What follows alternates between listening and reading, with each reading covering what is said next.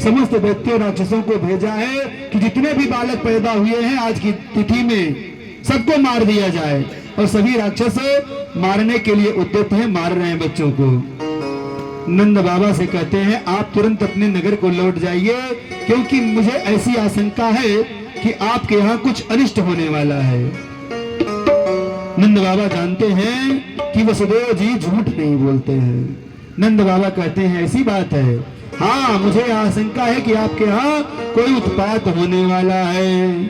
नंद बाबा तुरंत वहां से उठते हैं और भगवान का स्मरण करते हुए, प्रभु मेरे कान्हा की, मेरे लल्ला की रक्षा करिएगा, और भगवान का जप करते हुए वहां से निकलते हैं। अभी वो अपने नंद बाबा अभी पहुंचे नहीं हैं, उनके पहुंचने के पहले ही कंस के द्वारा भेजी हुई पूतना वहां पहुंचती है।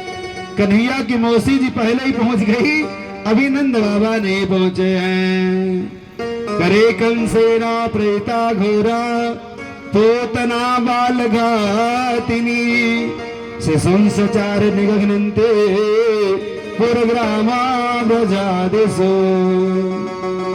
नगर गांव में भ्रमण करने करती हुई वह बाल घातिनी पूतना बड़ा दिव्य सौंदर्य बना करके मटकते हुए वह नंद बाबा के घर पहुंचती है। सुखदेव जी महाराज लिखते हैं कि पूतना ऐसा सौंदर्य, इतना सुंदर रंग बना करके, रूप बना करके आई है कि मानो लक्ष्मी जी जैसे साक्षात आ गई हो, इतनी सौंदर्य रूप बना के आई है। सभी लोग देख रहे हैं, लेकिन कोई कैसे कहे, भीड़ है, सारे लोग नाच रहे हैं, गा रहे हैं, भीड़ लगी है, कोई आया बैठ गया, वैसे वहां भी सारे लोग नाच गा रहे हैं। वह पूतना धीरे धीरे घर में प्रवेश करती है जहां पर कन्हैया सोए हुए हैं।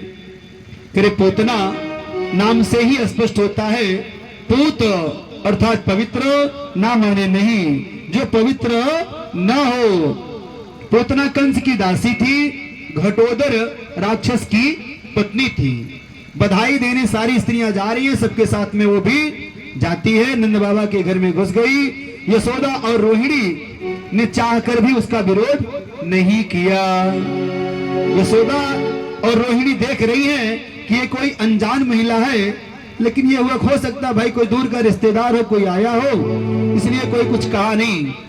पूतना सोए हुए लल्ला को उठा लिया और लल्ला के मुंह में अपने दूध को पिलाने लगी। जिस स्तनों में वह भयंकर विष को लगाई हुई है, उन स्तनों से वह लल्ला को दूध पिला रही है। भगवान गोविंद अपने नेत्रों को बंद कर लिए और प्रभु सोचे कि मैं तो आया था ब्रज में माखन मिश्री खाने के लिए, ये तो मौसी सबसे पहले हमको यहाँ जहर पिलाने आ गई है। फिलहाल भगवान ने ध्यान किया कि ये सब काम भगवान भोलेनाथ आपका है, और उन्हीं का ध्यान करके वो पान करने लगे। क्योंकि भोले बाबा आपको विस्पान करने का अभ्यास है, इसलिए आप ही अब रक्षा करिए। सो आंख बंद करके भोले बाबा को ध्यान करने लगे, इसलिए अपने नेत्रों को बंद कर लिया। संतों ने बहुत सुंदर भाव दिया है। श्री सुखदेव जी कहते हैं, परीक्षितो, जैसे कोई साधारण रस्सी समझ करके कोई व्यक्ति बड़े विषधर सांप को अपने हाथों में उठा लेता है, वैसे ही वह पूतना भगवान नारायण को एक साधारण बालक समझ करके उठा लेती है। और जब कन्हैया दुग्ध पान कर रहे हैं, दुग्ध पान करते करते सबसे पहले तो जहर का पान किए, फिर दूध का पान किए, फिर उसके शरीर में उसके शरीर से जितने भी उसके शरीर में तत्व थे सबका पान किया, और धीरे धीरे उसे कष्ट होने लगा, दर्द होने लगी, और वो कहने लगे, अरे लागे पिया न कृष्ण करी जोरा, लागे पिया न कृष्ण करी जोरा, लागे पिया न कृष्ण करी जोरा, लागे पिया न कृष्ण करी जोरा, लागिया करन छुड़ान सोरा, लागिया करन।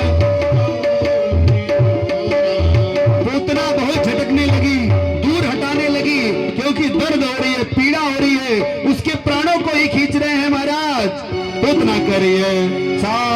मुंचता मेरे प्रभासड़ी निष्पेड्यमानाखिल जेव मर्माण विवृत्य नेत्रे चरणौ भुजामा प्रसन्न गात्रा चेपतेर्भुवा। छोड़ दो उसे अत्यंत पीड़ा हो रही थी, उसकी आंखें बाहर आने लगी, हाथ पैर पटक पटक करके वह रो रही है, तड़पने लगी, पसीने से लथपथ हो गई, उसके घोर शब्द से पृथ्वी डगमगाने लगी। उसका इतना विशालकाय शरीर कि जब वह गिरी तो 6 कोस दूर तक के जितने पेड़ पौधे थे सभी दब करके टूट फूट गए। इतना विशालकाय उसका शरीर। सभी लोग देख रहे, कन्हैया उस राक्षसी महिला के वक्षस्थल पर बैठ करके खेल रहे हैं। कन्हैया खेल रहे हैं, वह प्राणांत उसका हो जाता है पूतना का।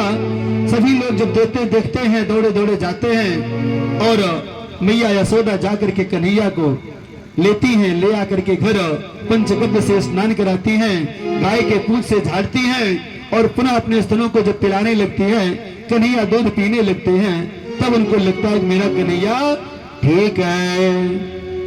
धीरे धीरे नंद बाबा भी पहुंचते हैं। तब तक नंद बाबा को पता चला कि ऐसी अरे वाह, तभी तो वसुदेव कह ही रहे थे। वसुदेव निश्चित रूप से सत्य बोलते हैं और वसुदेव को पहले ही आशंका थी, हमसे कहे हैं नारायण से हम प्रार्थना करते हुए आ रहे हैं और नारायण की कृपा से इसीलिए आज हमारा लाला बच गया।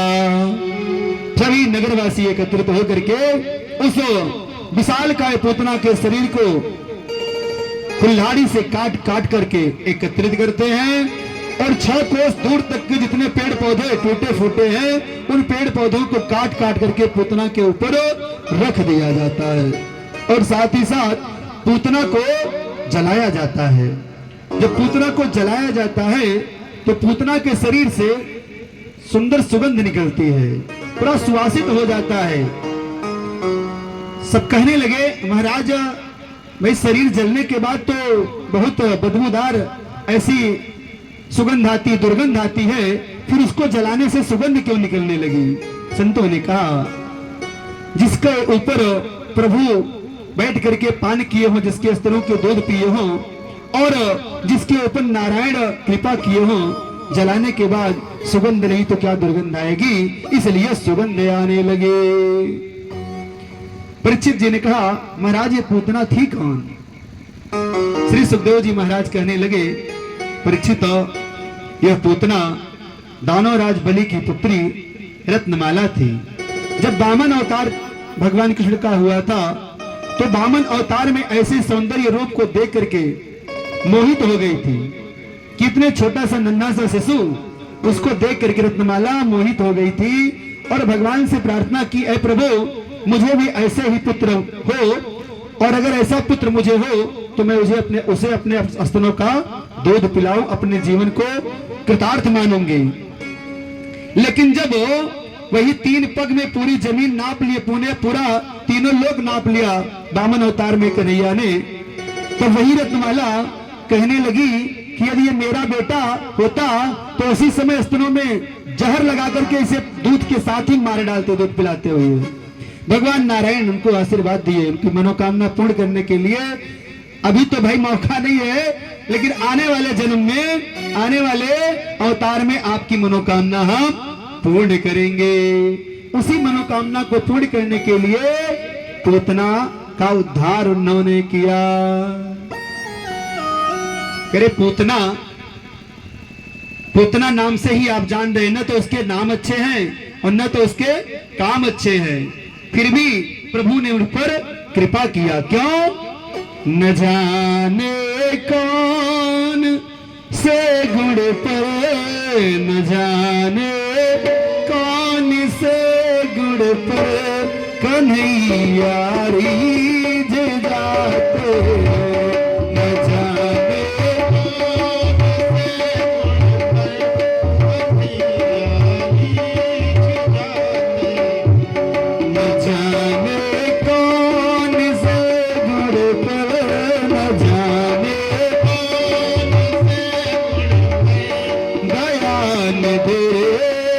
जाते हैं, न जाने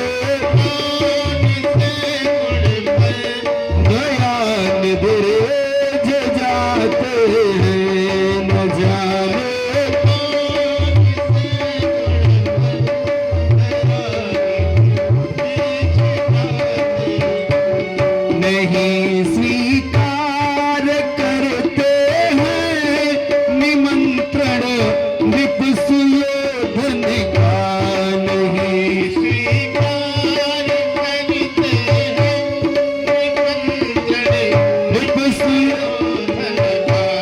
विदुर के घर पहुँच करके, विदुर के घर पहुँच कर भोग छिलको का लगाते हैं।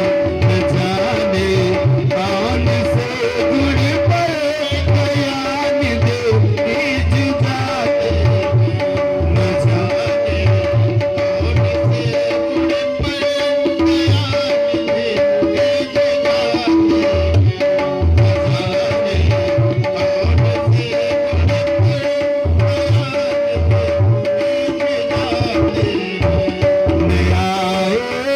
मधुपुरी से गोपियों की दुख व्यथा सुन के न आए।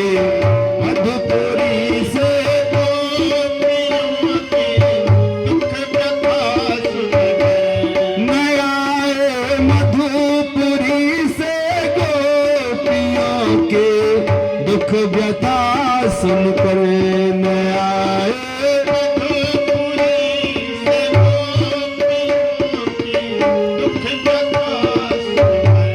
द्रुपद जाके दशा पर द्वारिका से दौड़े आते हैं। द्रुपद जाके दशा द्वारिका से दौड़े आते हैं। न जाने कौन से गुण पर न जाने कौन से गुण पर दयान दे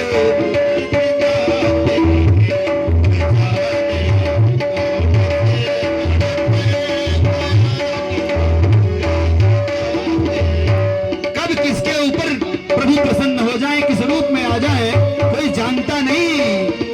करे हैं न रोए बने गमन में भी, न रोए गमन में। 14 साल का वनवास हो गया, राज्याभिषेक होने वाला था, तनिक भी नहीं रोए।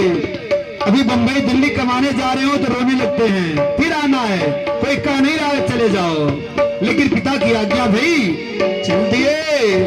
न रोए बने गमन में भी, न रोए बने गमन में भी, पिता की वेदना पर न रोए बने गमन में, पिता की वेदना। लेकिन रोए कब? उठा कर गीध को निज गोद में आंसू बहाते हैं। उठा कर गीध को निज गोद में आंसू बहाते हैं। न जाने कौन से गुण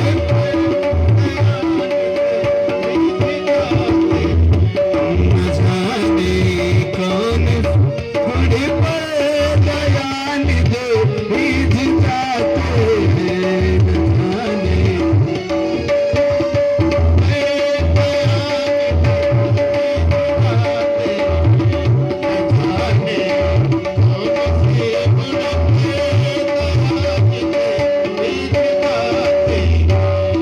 बोलिए वृंदावन बिहारी लाल के।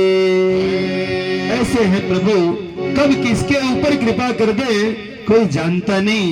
बस अपनी नियत को अच्छा बनाए रखे, सन्मार्ग पर चलते रहे, धर्म कर्म करते रहे, बाकी कन्हैया के ऊपर छोड़ दे, निश्चित ही वो अच्छा करते हैं। जान अवगुण प्रभु मान्य न काओ, दीन बंधु अति मृदुल स्वभाव। भगवान नारायण आज पूतना जैसे राक्षसी का उद्धार कर रहे हैं। क्यों? क्योंकि माँ जैसा व्यवहार कर रही है, तो अपने स्तनों का दूध पिला करके माता जैसा व्यवहार कर रही है, तो माता जैसा उन्होंने धर्म निभाया और और पूतना का उद्धार किया। बोले भक्त वत्सल भगवान के, सच्चिदानंद भगवान के, श्रीमद् भागवत महापुराण के। श्री सुखदेव जी कहते हैं, परीक्षित जब गोविंद 3 महीने के हुए तब करवट बदलने का भव्य उत्सव उनके यहाँ मनाया गया। सभी लोग उत्सव में सम्मिलित हुए और सभी लोग उत्सव में व्यस्त हैं। लल्ला पालने में सोया हुआ है, सकट में सोया हुआ है। और जब कंस पता पाता है कि पूतना जैसी राक्षसी भी मारी गई, वो कुछ बिगाड़ नहीं पाई छोटे से बालक का, तो वह सकटासुर को भेजता है। सकटासुर आता है कन्हैया को मारने के लिए। उस पालने के ऊपर ही वो बैठ जाता है, सकट में ही। कन्हैया देख रहे हैं और कन्हैया पैर फेंक फेंक करके खेल रहे हैं। लाला जोर जोर से पैर फेंक करके रोने लगे और ज्यों ही पैर का स्पर्श हुआ, सकटासुर एकदम ऊपर जाकर के धड़ाम से गिरा और गोविंदाय नमो नमः हो गया। बोले वृंदावन बिहारी लाल के। कंस जब सुना कि यह सकटासुर भी मारा गया, तो एक दूसरे राक्षस को भेजते हैं। उसका नाम तृणावर्त था। तृणावर्त आता है, कहता है महाराज मैं ऐसी गलती नहीं करूं, मैं मार के आपकी बार आऊंगा। एक दिन मैया यशोदा लल्ला को दूध पिला रही हैं। लल्ला एकाएक भारी होता गया। लल्ला धीरे धीरे भारी होता गया। मैया उसका भार सहन नहीं कर पा रही है। मैया उसका भार सहन नहीं कर पा रही थी और उसे उठा करके नीचे बैठा देती है। करे उसी समय कंस का सेवक तृणावर्त आंधी के रूप में आता है और लल्ला को आंधी के रूप में आकर के साथ उठा ले जाता है। सभी लोग लल्ला को न देख करके बहुत हैरान होते हैं, परेशान होते हैं। उधर भगवान श्री कृष्ण तृणावर्त भगवान श्री कृष्ण को लेकर जा ही रहा है। कन्हैया अपना भार उसके ऊपर इतना ज्यादा बढ़ा दिए कि वह राक्षस भगवान कृष्ण को फेंकने को उद्यत हुआ। मुझे छोड़ दो, इस प्रकार से वो भी करता, नीचे उतारने को उद्यत हुए। कन्हैया उसका गला वहीं दबा करके गोविंदाय नमो नमः कर देते हैं। बोले वृंदावन बिहारी लाल के। रसना हरि नाम सुधान पिए, रसना हरि नाम सुधान पिए। तीन की गिनती न गिनी, और संपत बहु जोरी बटोरी धर्या। संपत बहु जोरी बटोरी धर्या। तीन की कहिए ना धनी न धनी, और अपने ही तलागी दलील करे कहो। जीवा को जीवा हनी न हनी, और जिनकी न बनी यदुनंदन से, जिनकी न बनी रघुनंदन से, तिनकी कबोना बनी न बने देना। टीका बना बनी न बनी। भगवान श्री कृष्ण की सुंदरता का वर्णन करते हुए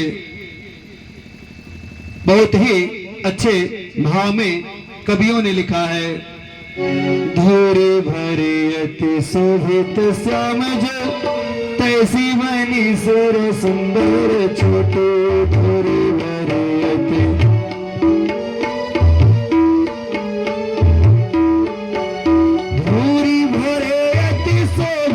श्याम जी, कैसी बनी सिर सुंदर छोटी।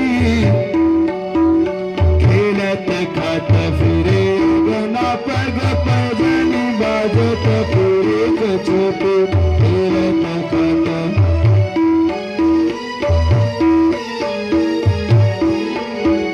याचा विकर सकान वेलो तत्वारत काम कला निध कोटे। याचा विकर सकान भारत काम कला निध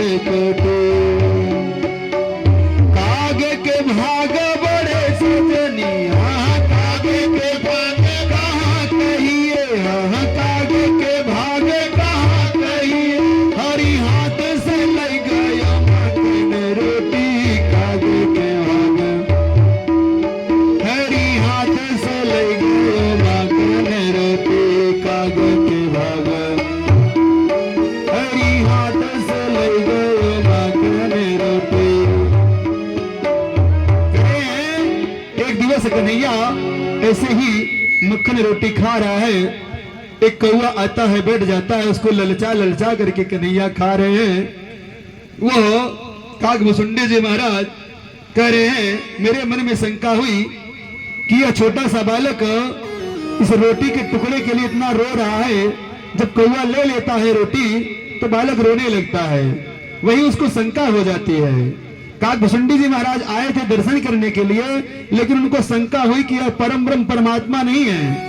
यदि परम ब्रह्म परमात्मा होते तो एक छोटे से टुकड़े के लिए रोते, और वहां से वो उड़ जाता है, उड़ने लगता है। जहां भी जाता है पीछे पीछे वह बालक रोता हुआ ही दिखाई देता है। लोका लोक त्रिलोका लोक भ्रमत मेरी, वह काकभुसुंडी महाराज कह रहे हैं, लोका लोक भ्रमत मेरी, और पड़ गई मंद उड़ान, होई पराजित मैं पर श्याम चरण में आ, श्याम चरण में आ। तीनों लोकों में मैंने भ्रमण किया, हर जगह वही रोता हुआ बालक मेरे पीछे पीछे लगा हुआ। फिर आकर के मैं पुनः श्याम के कन्हैया के चरणों में गिर गया। नारद ऋषि सारा दृश्य देख रहे हैं। नारद ऋषि गा रहे हैं, कागा संग खेले मेरा, कागा संग खेले मेरा श्याम सलोने, कागा संग खेले मेरा श्याम सलोने, कागा संग श्याम सलोने, कागा संग खेले श्याम सलोने, कागा संग खेले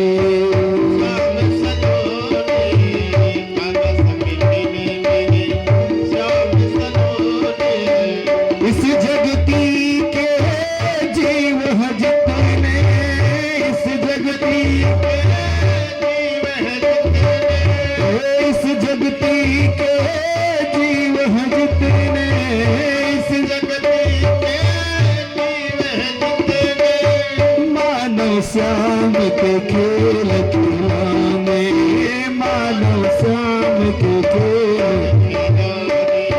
कागा संग खेले मेरा श्याम सलोने, कागा संग खेले मेरे श्याम सलोने, कागा संग खेले मेरा श्याम सलोने, कागा संग खेले मेरा। कैसे खेल रहे हैं? धरनी पर पुनी पाछे धावत, धरनी पर पुनी धरनी पर पुनी पाछे धावत, धरनी पर पुनी पाछे धावत, कागा हरि के हाथ में आवे, कागा हरि के हाथ में आवे। नारद जी कहते हैं, सबको खेल खिलाने वाले भगवान को कग खेला खेला, सबको खेल खिलाने वाले सबको खेल खिलाने वाले भगवान को कग खेला खेला, सबको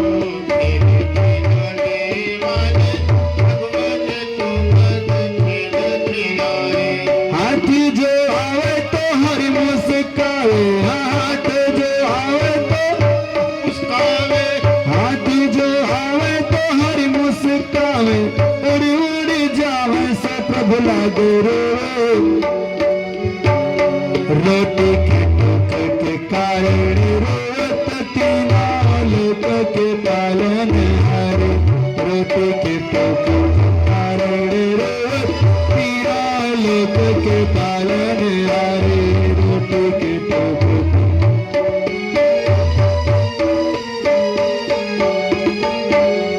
शंका भई क्या यही है, और यही मेरे रमापति भगवान।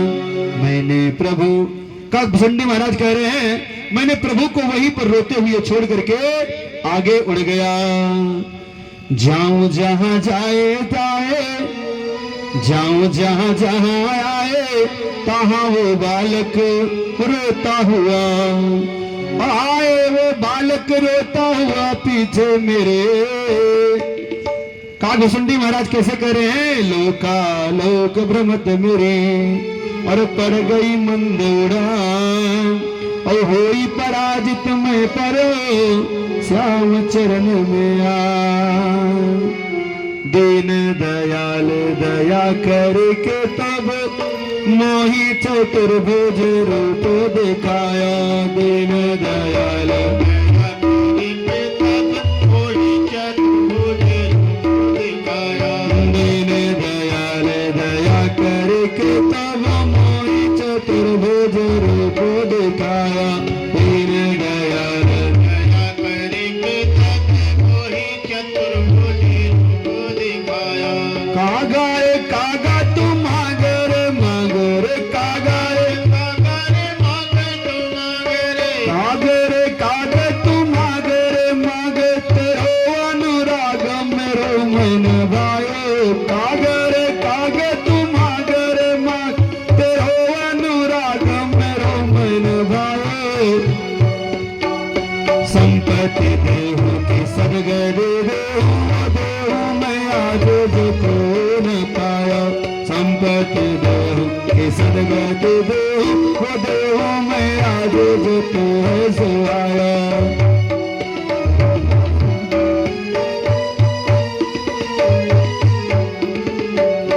रिद्धि और सिद्धि के मुक्ति में देहु, रिद्धि और सिद्धि के मुक्ति में देहु, कि देहु वो दान जो कोई न पायो। रिद्धि और सिद्धि के देहु, कि देहु वो दान जो कोई न पायो। संपत्ति देहु की सदगति देहु वो देहु मैं आज जो तू है सो आया। संपत्ति देहु की सदगति देहु वो देहु मैं आज जो तू है सो आया।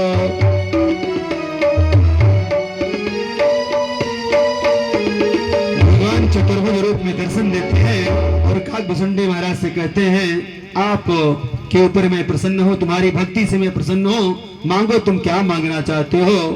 लेकिन काग चेष्टा बको ध्यानम श्वान निद्रम तथैव च अल्पाहारी गृह त्यागी विद्यार्थी पंचलक्षणम। कौवा करें बड़ा ही चालाक होता है। कागभूषुंडी महाराज जी ने कहा, मैं कुछ चाहिए नहीं महाराज, यदि आप देना चाहते हैं तो समस्त सुखों की खान मुझे भक्ति दे दीजिए, आप अपनी भक्ति का वरदान दीजिए। बोले कृष्ण कन्हैया लाल के जय। भगवान श्री कृष्ण की सुंदरता को देख तुलसीदास जी ने लिखा है, उनके दांत कैसे हैं, उनके होंठ कैसे हैं, करे हैं वरदंत की पंगति कुंद कली अधराधर पल्लव फूलन की वरदंत की पंगति कुंद कली अधराधर पल्लव फूलन की घरारी लट लटक मुख पर कुंडल लोलक फूलन की घोघ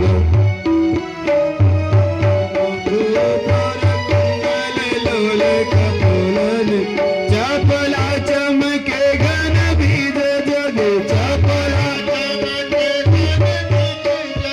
चौबी मोतिल मालय अमोलन की छावर पर कर तुलस बलि जाओ ललाज के बोलन भुवन जाए लल बलि जाओ ललाज के बोलन पे छावर पर करे। श्री कृष्ण 1 वर्ष के हो गए। वसुदेव जी की प्रेरणा से एक दिन यदुवंशियों के पुरोहित श्री गर्गाचार्य जी महाराज, जो अत्यंत तपस्वी थे, वे गोकुल में पधारते हैं। नंद बाबा से कहने लगे, नंद बाबा उस गर्गाचार्य जी महाराज से कहने लगे, आप इन बालकों का नामकरण संस्कार कर दीजिए। हमारे 2 बालक हैं, इन दोनों बालकों का नाम रख दीजिए। महर्षि गर्गाचार्य जी कहते हैं, इनके नाम अनंत अनूपा अमैंड पकाग स्वमति अनुरूपा। नंद बाबा आप अपने पत्नी से कहिए कि आप के दोनों बच्चों को रोहिणी और यशोदा लेकर के गौशाले में आए, वही नामकरण संस्कार हम कर देते हैं। नाम रखा पहले का बलराम और दूसरे का कृष्ण, इस प्रकार से नामकरण संस्कार हुआ। काले न व्रजता लेना गोकुले राम केशव, जानो भ्राम सपड़े भ्याम और जगन्नाथ। थोड़े ही दिनों में श्री कृष्ण गोकुल में हाथों से और घुटनों के बल चल करके ब्रजवासियों को आनंदित कर ही रहे हैं। कन्हैया जी जब और बड़े हुए तो गाय बछड़ों को छोड़ करके पिला दिया करते थे।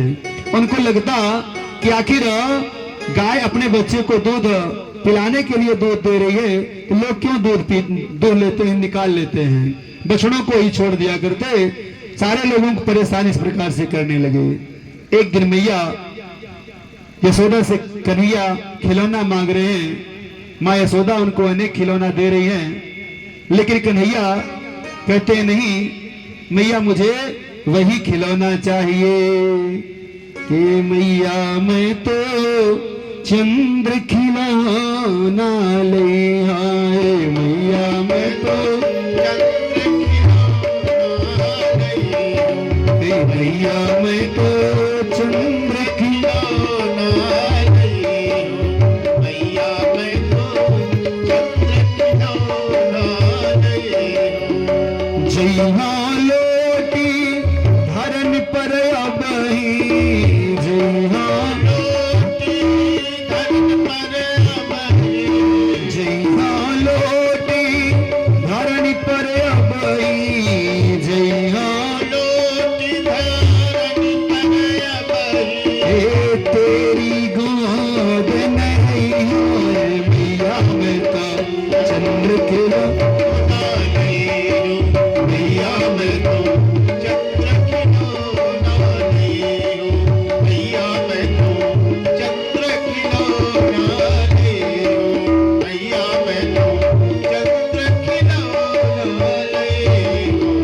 सुरभि को पया पान न करी सुरभि पान न करी हो, बेड़ी सिरा न घुमाई हो कि मैया मैं तो चंद्र खिलौना लिया, मैया मैं तो चंद्र खिलौना लिया, मैया मैं तो चंद्र खिलौना लिया। मैया पोत नंद बाबा के, मैया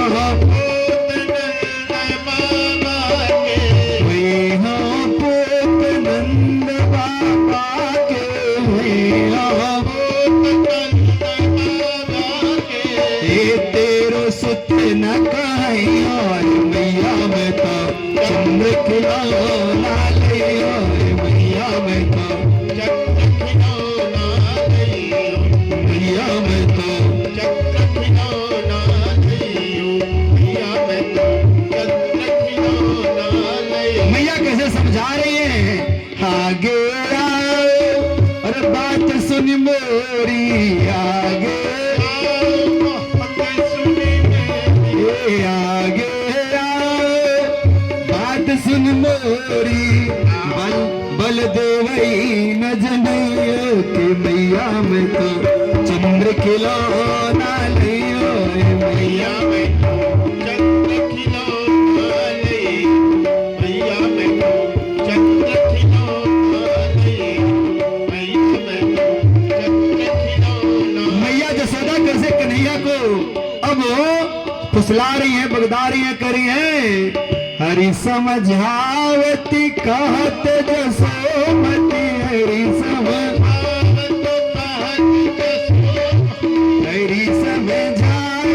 कहत जसोमती, हरि समझावती नई दुल्हनी याद के मैया में तो चंद्र खिलौना ले, मैया मैं तो चंद्र खिलौना ले, मैया मैं तो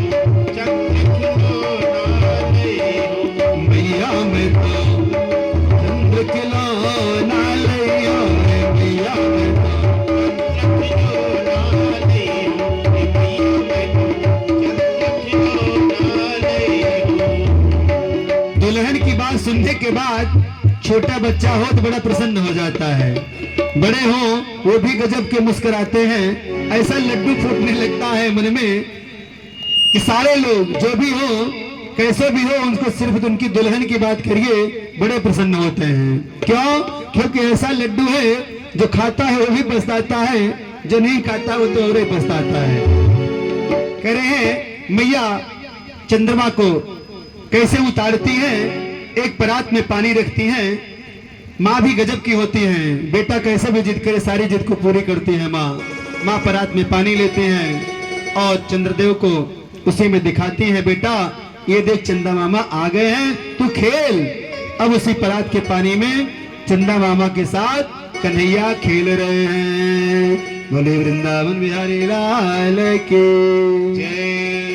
एकदा क्रीडमानास्ते रामाद्या गोपदारिका कृष्णो है मृदं भक्षतवान् इति मात्र निवेदयना।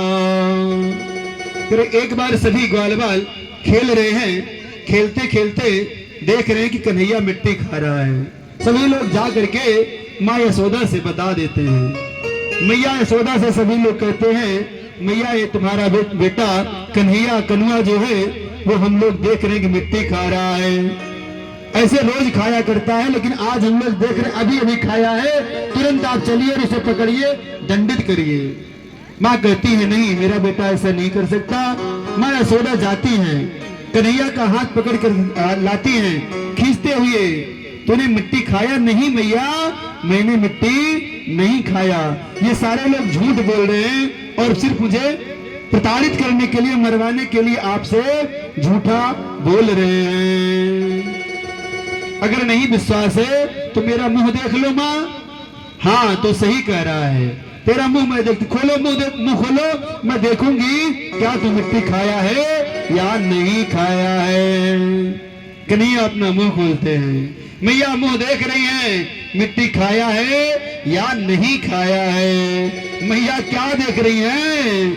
अग्नि तरबी शशि शिवा चतुरानन, अग्नि तरबी शशि शिवा चतुरानन, बहुगिर सेंदु मोहे महिकानन, काल कर्म गुण ज्ञान स्वभाव, ऐसे देखा जो सुना न खाओ। ऐसी ऐसी चीजों को देख रही है जो कभी उन्होंने सुना नहीं अपने कानों से, कभी देखा नहीं है। सारा ब्रह्मांड का दर्शन कर रही है मैया। देखिए माया सब बिगाड़े, देखिए माया सब बिगाड़े, सभी तो जोड़े कर ठाड़े, अति सभी तो जोड़े कर। सारी चीजों को देख करके भयभीत हो जाती हैं और हाथ जोड़ करके खड़ी हो जाती हैं। तन पुल के तो मन बचन नया, तन पुल के तो मन बचन नया, तन पुल के तो मन बचन नया, नयन मोद चरण सिर नावा, नयन मोद चरण सिर नावा, नयन मोद चरण सिर नावा, नयन मोद चरण सिर नावा। मैया यशोदा देख रही है तो मुंह में समस्त ब्रह्मांड ब्रह्मा विष्णु महेश सभी लोग दिखाई दे रहे हैं। चराचर जगत पूरा इसी में दिखाई दे रहा है। मैया को आश्चर्य होता है, हाथ जोड़ करके चरणों में गिरना चाहती हैं। कन्हैया को लगा कि ये तो माँ सारी चीजें अगर जान जाएंगी तो माँ जैसा प्यार मुझे कहीं नहीं मिलेगा, इसलिए अपनी माया को तुरंत खींच लेते हैं और पुनः मैया सामान्य स्थिति में हो जाती हैं और लाला को अपने गोद में लेकर जाती हैं, दूध पिलाने लगते हैं। बोले वृंदावन बिहारी लाल के जय। राजा परीक्षित कह रहे हैं, अरे महाराज श्री सुखदेव जी महाराज हमें ये बताइए, भगवान कन्हैया पैदा हुए कर रहे किस कारण से? श्री सुखदेव जी महाराज कहते हैं यशोदा ने ऐसा कौन सा कर्म किया था जिसके कारण भगवान का दूध पिलाना उन पर सौभाग्य हुआ। तो पैदा तो देवकी के पास हुए, देवकी के गर्भ से पैदा हुए, लेकिन दूध पीने के लिए यशोदा माँ के पास क्यों आए हैं? ऐसा कौन सा कर्म इन दोनों ने किया था, नंद बाबा ने और यशोदा मैया ने, जिसकी वजह से ऐसा उनको सौभाग्य प्राप्त हुआ? श्री सुखदेव जी महाराज कहते हैं, द्रोणो वसो नाम प्रवरो धरया स भार्यया करिष्माणया देशान ब्राह्मणस्तमुवाच। श्री सुखदेव जी महाराज कहते हैं, ए परीक्षित हो, वसुओं में श्रेष्ठ वसु अपनी पत्नी धरा के साथ अपने पत्नी धरा के साथ ब्रह्मलोक में रहते थे। एक बार ब्रह्मा जी ने कहा कि आप पृथ्वी लोक पर जाएं और वहां जाकर के गौ का पालन करिए, गायों का पालन करिए। द्रोण बोले, भगवान हमें ऐसा वरदान दीजिए कि हम वहां धरा लोक पर जाने के बाद भी भगवान की भक्ति में ही लीन रहें, हमें कूट कूट करके भक्ति भर जाए। जिन्होंने घोर तपस्या किया और भगवान का दिव्य वात्सल्य सुख प्राप्त किया।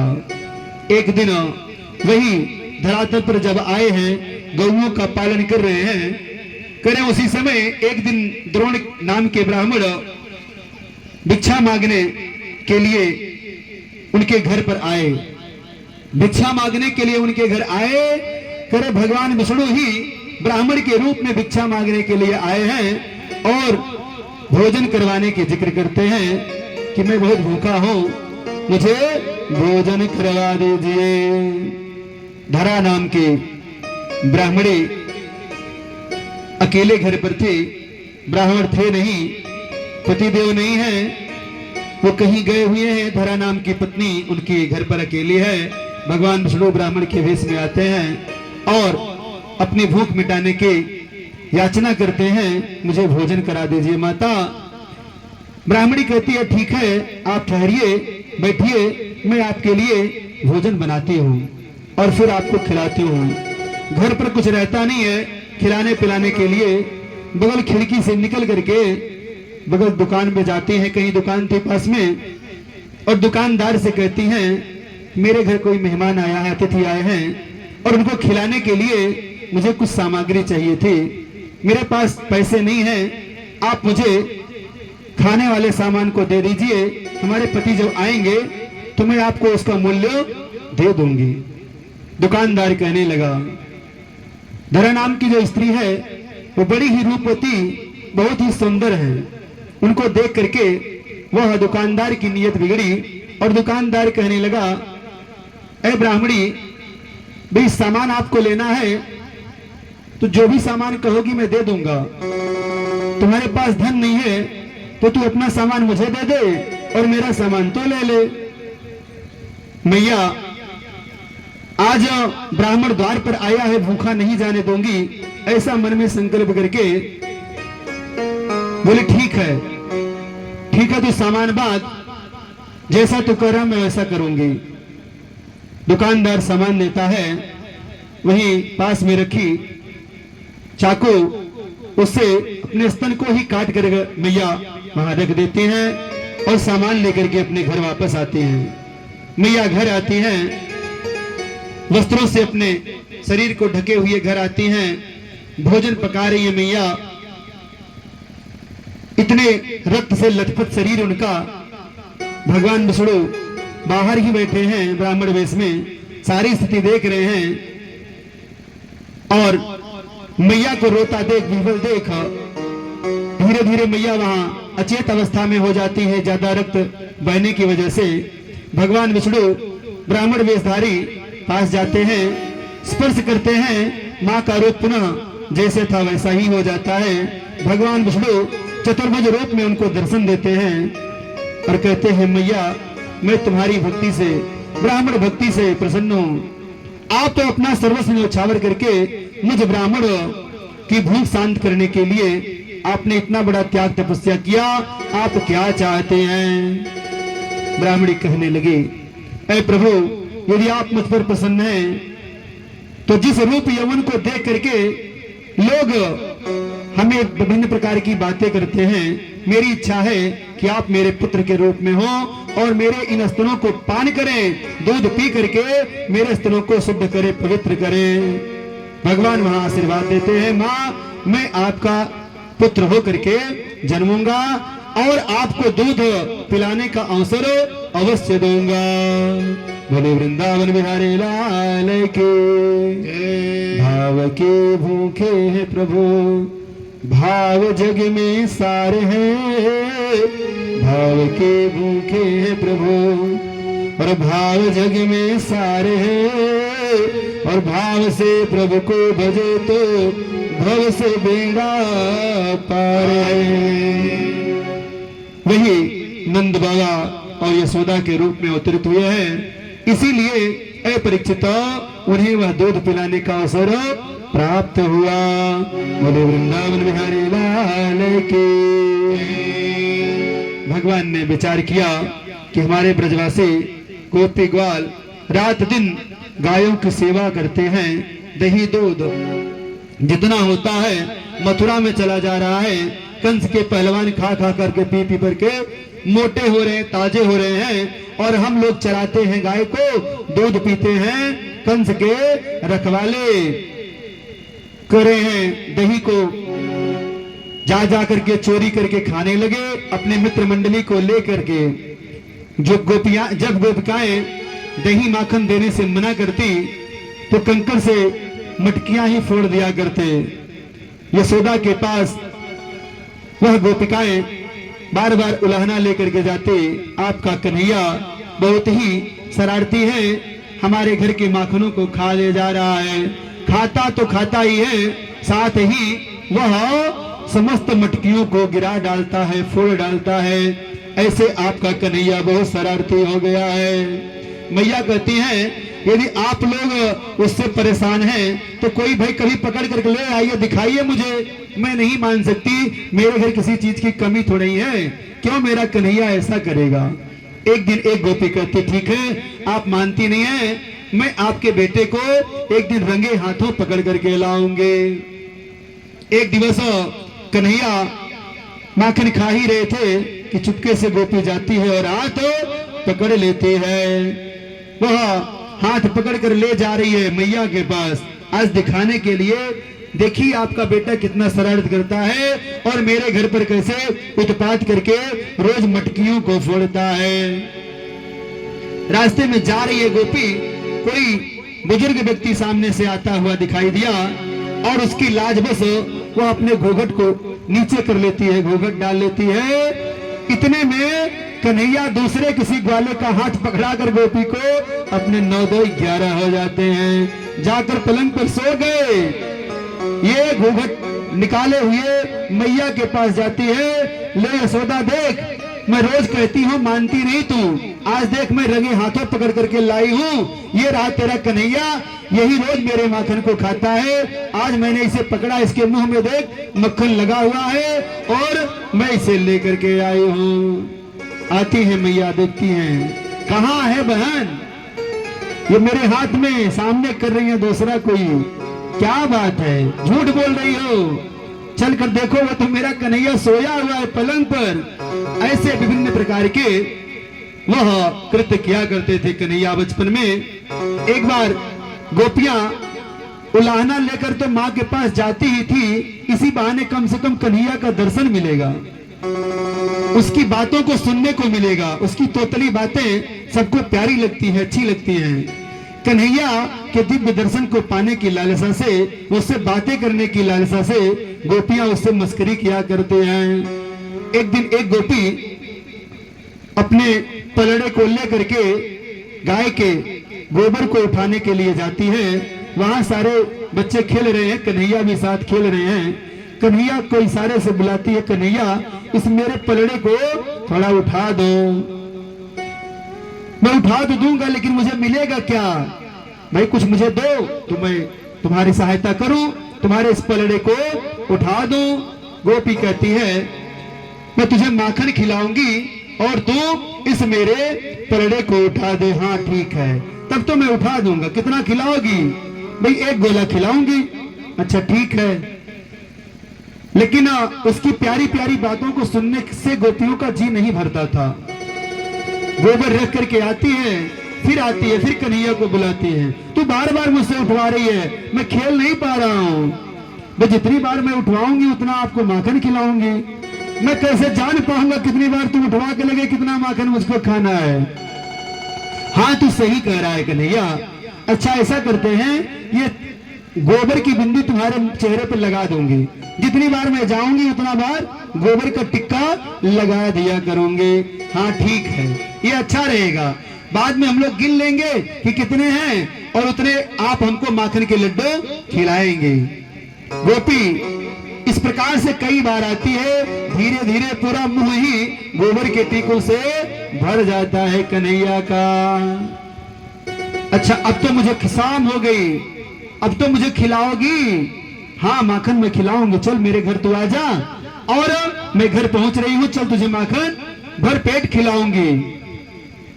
घर दौड़ा दौड़ा आता है मैया से बताने के लिए, मैया मैं फला गोपी के घर जा रहा हूं माखन खाने। अरे तू रूप कैसा बनाया है, ये गोबर गणेश बन के कहां से आ गया है तू? कहते ना माँ इसे मत छुड़ा। क्यों? क्योंकि ये उस गोपी ने चिन्ह लगाए हैं, जितने ये हमारे मुंह पर गोबर की बिंदी लगी हुई है उतने उससे हमको मक्खन के लड्डू खाने हैं। ऐसे कन्हैया की लीला अद्भुत थे और सभी उसकी लीला का दर्शन करने के लिए उससे विभिन्न प्रकार के मस्करियां किया करते थे।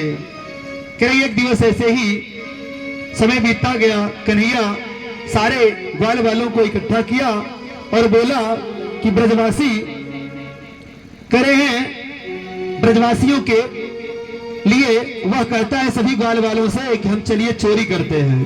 भाई चोरी करना तो बुरी बात है, सारे लोग कहते हैं।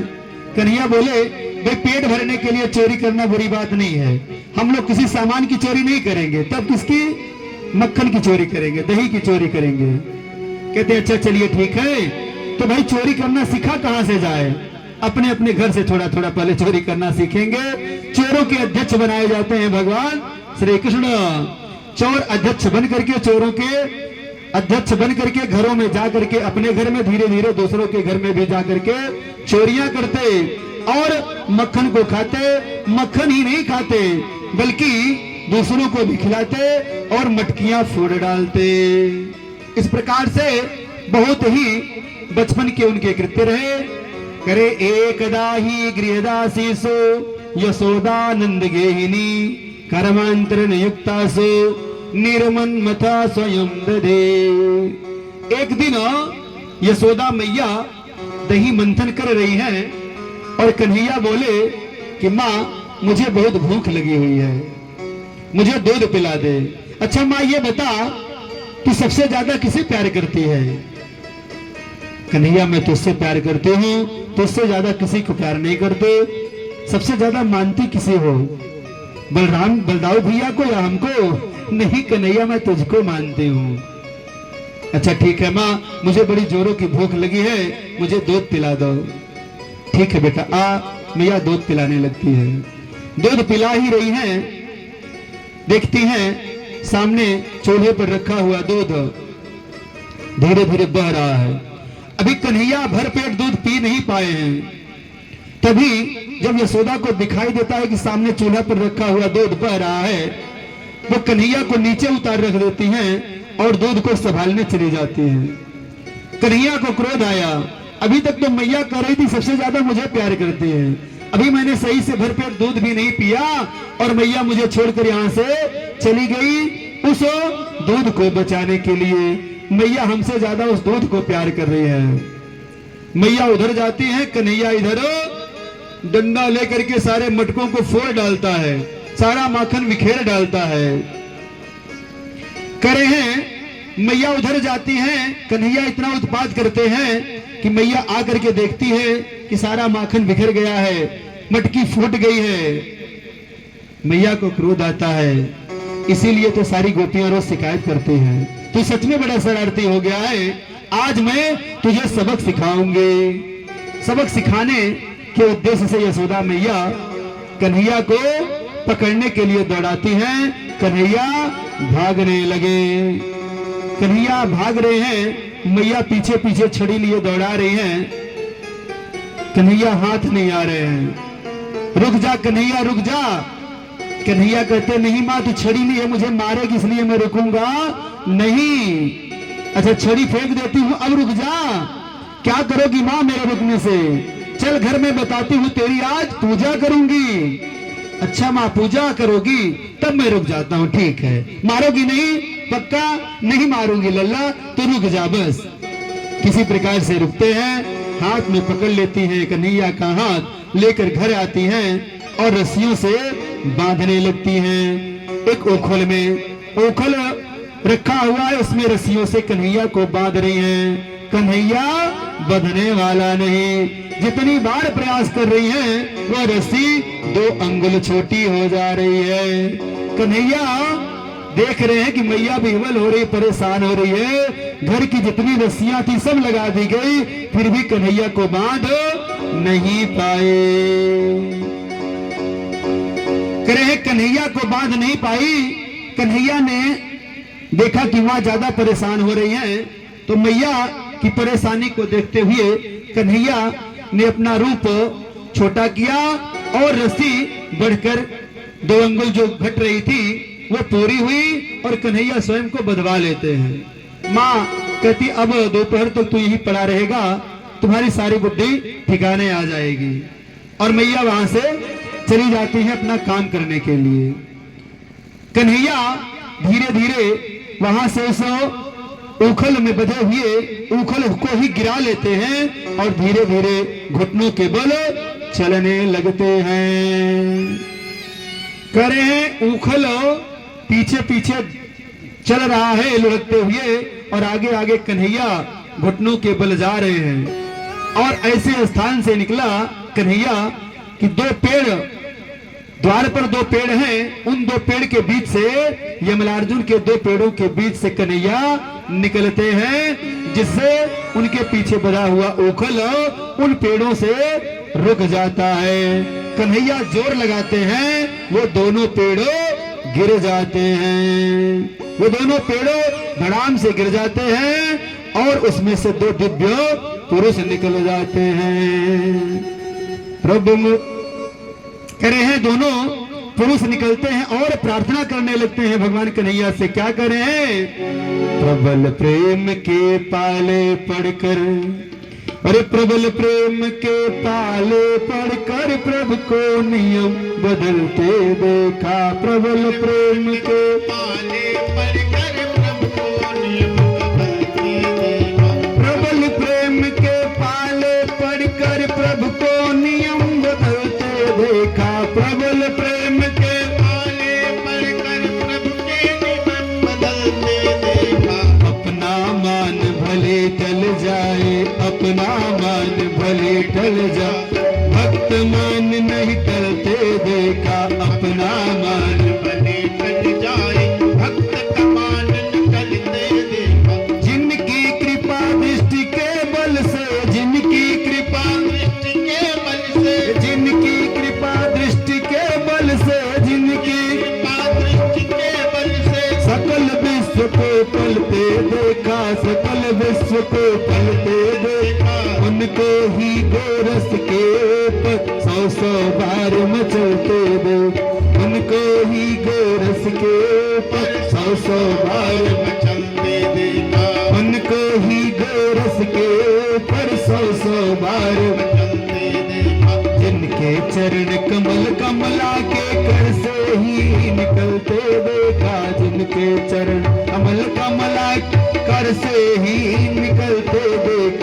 उनको ही करेल कुंजन में नंगे पैरों चलते देख। उनको ही करेल कुंजन में नंगे पैरों चलते देखा। जिनका ध्यान बिरंज संब सन, जिनका ध्यान बिरंज संब सन कादिक से न संभलते देखा। उनके गाल, उनको गाल सटा मंडल में गेंद के साथ उछलते देख। उनको गाल सखा मंडल में गेंद को लेके उछलते देख।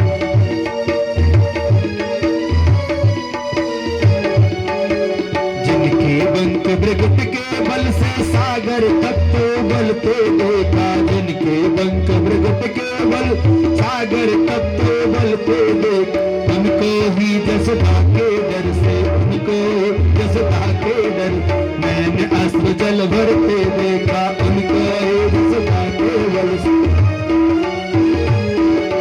उनको ही जसता के बल से मैंने अस्त्र जल हैं। ये ऐसी प्रभु की माया है, जो भक्त सच्चे हृदय से उनको पुकारते हैं, उनकी सारी मनोकामनाएं पूरी करते हैं। मैया को अत्यंत व्याकुल देख करके कन्हैया स्वयं बध जाते हैं और यमलार्जुन के दोनों पेड़ों से वह दोनों दिव्य पुरुष निकलते हैं। दोनों पुरुष निकल करके प्रार्थना करने लगे, प्रभु यही सतग्रंथ कहते हैं, यही सब भक्त गाते हैं, यही सतग्रंथ कहते हैं,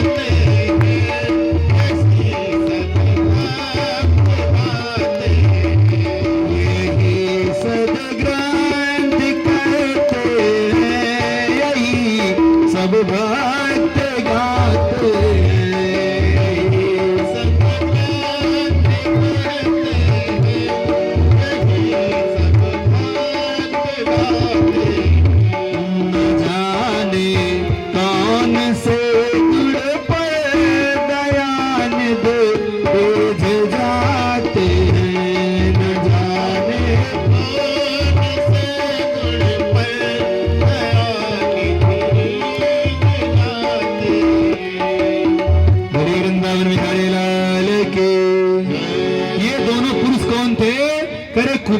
कुबेर के पुत्र नल कुबर तथा मणि ग्रीव थे। शंकर जी के भृत्य होने के अभिमान में पत्नियों के साथ मग्न अवस्था में सरोवर में स्नान कर रहे थे। नारद ऋषि पास से गुजरे और स्त्रियां तो देख करके वस्त्र पहनने लगती हैं और अपने शरीर को ढकने लगती हैं, लेकिन ये दोनों पुरुष वैसे नग्न अवस्था में ही स्नान करते रहते हैं। नारद ऋषि को क्रोध आता है, नारद ऋषि उन्हें जड़ होने का श्राप दे देते हैं। उनके प्रार्थना करने से कहते हैं, अब द्वापर में जब कृष्ण का अवतार होगा तब आपका उद्धार कन्हैया के हाथों होगा। एक दिवस एक फल बेचने वाली बुढ़िया आती है और घर पर कोई नहीं है, कन्हैया घर में है। घर पर कोई नहीं है, कन्हैया घर में है और वह फल ले लो, फल ले लो इस प्रकार से आवाज करते बाहर से जा रही है। कन्हैया आज उद्धार उनका भी करना चाह रहे हैं। उस फल बेचने वाली महिला का कन्हैया दौड़े दौड़े आते हैं, दादी मुझे फल चाहिए, मुझे फल देते जा। अच्छा बेटा ठीक है, तुझे फल चाहिए, ठीक है, इसका मूल्य तो ला, मैं तुझे फल दे देती हूँ। ये मूल्य क्या होता है दादी? भाई आप मुझसे फल लोगे, फल के बदले चाहे दाना ला करके दे देना, चाहे रुपया पैसा। दादी मेरे घर पर तो कोई नहीं है, रुपया पैसा मैं नहीं दे सकता, दाना घर पर है, आप जो कहिए मैं ला कर दे दूंगा। ठीक है लल्ला जा, तू दाना ही लेकर के आ और फल मैं तुझे दे दूंगी। कन्हैया अंदर जाते हैं और रखी हुई पहले तिजोर, वहां डेहरी बोला जाता था पहले के जमाने में, मिट्टी का बनता था। उस डेहरी से थोड़ा सा जितना मुट्ठी में आ पा रहा है, शैशवावस्था छोटी सी अवस्था कन्हैया के, ऐसे में अपने उजली में भर करके धान लेकर के आते हैं। 2-4 धान जो भी आ पाता है धीरे धीरे गिरता गिरता उस बुढ़िया के पास आता है। फल बेचने वाली को ला करके कन्हैया देते हैं। फल बेचने वाले उसे पा करके कहती है, ठीक है लल्ला मैं तुझे देखकर ही धन्य हो गई, तू सारे फल को ले जा और ठीक है जो भी लाया है मेरी झोली में रख दे। कन्हैया फल को ले लेते हैं और बुढ़िया जब अपने डलरी को उठाकर ले जाती है और घर देख रही है तो उसका डाली पूरा हीरा मोतियों जवाहरात से भरा हुआ। कन्हैया की कृपा हुई और वह माला माल हो गई। बुढ़िया सोचने लगी, प्रभु आपकी कृपा ऐसी होती है कि मैं तो फल बेचते बेचते इतना जीवन भर नहीं कमा पाई जितना आज आपने मुझे दे दिया। मेरे वृंदावन बिहारी लाल की। करे ब्रज में हो रहे काफी उत्पात से ऊब करके लोगों ने वृंदावन जाने का निश्चय कर लिया। तब ही सब ही मिले और कीन विचारा, यहाँ होते हैं विघ्न अपारा, यहाँ होते हैं विघ्न अपारा। चलो बसे वृंदावन माई, वृंदावन माई, सकल सुपास सहित हो आए, सकल सुपास सहित सो आए। सभी लोग अपने सारे सामान को समेटते हैं, बच्चों को अपने जानवरों पशुओं को लेकर के वृंदावन चल दिए। वनम वृंदावनम नामा पशव्य नवकाननम, गोप गोपी गवाम सेव्याम पुण्यादित्य विरतम। सारे ग्वाल बाल वहां से वृंदावन प्रस्थान करते हैं। भाई स्थान अगर गड़बड़ हो, लोग गड़बड़ हो, वहां उत्पात ज्यादा हो रहा हो, उस स्थान को ही छोड़ दिया जाए। जैसे लोग देखते हैं अपने जमीन जायदाद जहां बहुत सारा है फिर भी, लेकिन अगर वहां कलह मस्ती रहती है रोज, तो अपने घर को छोड़कर कहीं दूर घर बना लेते हैं। आज वैसे ही कन्हैया अपने सारे नगरवासियों को लेकर के वृंदावन चले जाते हैं। करे एक दिन गोविंद गाय चराने गए हुए थे, कंस का भेजा हुआ एक असुर कृष्ण और बलराम को मारने के लिए बछड़े के रूप में आता है और इशारे से भगवान श्री कृष्ण बलराम को बताते हैं कि यह बछड़ा कोई और नहीं बल्कि राक्षस है। बलराम भैया थोड़ा बच के रहिएगा। बलराम भैया ने जैसे ही इशारे को समझा, धीरे धीरे पीछे से जाते हैं और उस बछड़े के पीछे की टांग पकड़ करके ऐसे घुमा करके कैंथ के पेड़ पर पटकते हैं कि गोविंदाय नमः नमः हो गया। बोले वृंदावन बिहारी लाल की। वो वत्सासुर रहता है, कैंथ के पेड़ के जड़ पर भगवान बलराम भैया उसे पटक देते हो, मर जाता है। परीक्षित कहने लगे महाराज ये वत्सासुर कौन था? श्री सुखदेव जी महाराज कहते हैं, ए परीक्षित, यह मूर दैत्य का पुत्र था। एक दिन यह ब्राह्मण का वेश बना करके वशिष्ठ जी से नंदिनी गौ को मांगने चला गया। वशिष्ठ जी ने तो उसको नहीं समझ पाया, कुछ कहा नहीं, लेकिन नंदिनी गौ ने श्राप दे दिया कि ऐ दैत्य, तू ब्राह्मण के वेश में यहाँ आकर के छल करने के लिए आया है, जा तू आज से हमारे ही रूप को प्राप्त कर ले, गोवत्स हो जा तू बछड़ा हो जा। तब से यह गोवत्स था। बोले वृंदावन बिहारी लाल की। स्वं स्वं वत्स कुलं सर्वे पाययिष्यन्ते एकदा अगत्वा जलाशयाभ्याम पायाय त्वं पपुरजलम। करे एक दिन सभी लोग अपने बछड़ों गायों को पानी पिला करके स्वयं पी करके स्थिर हुए। तब सबने देखा कि एक पहाड़ के आकार का बहुत ही ऊंचा बगुला दिखाई दिया। वह बकासुर था। स वै बको नाम महान सुरो बकरूपधृतया आगत्य सहसा कृष्ण तीक्ष्णं कृष्णो अग्रसद बले।